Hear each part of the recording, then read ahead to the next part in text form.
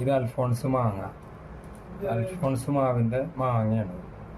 ഞങ്ങളെ നാട്ടിൽ വീട്ടിൽ വെച്ചിട്ടുണ്ടായിരുന്ന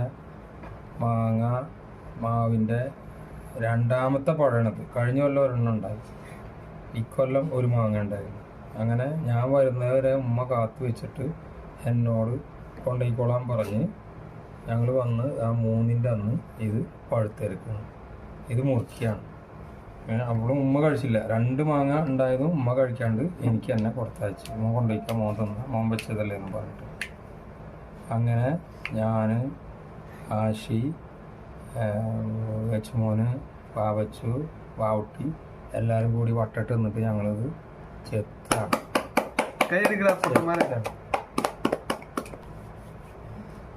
ഉള്ളിലെങ്ങനെ ഉണ്ടെന്ന് നോക്കട്ടെ.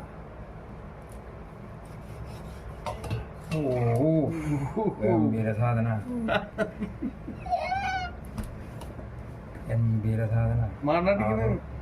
അതും യാതൊരുവിധ കാർബൈഡ് വെച്ചിട്ട് പഴുപ്പിക്കാത്ത നല്ല മാങ്ങയാണ്.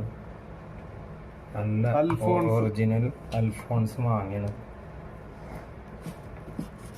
നല്ല ടേസ്റ്റും കൂടി ഉണ്ടായിരുന്നു. എൻ്റെ ഗച്ചുമോനെ ആദ്യം തന്നിട്ട് രുചി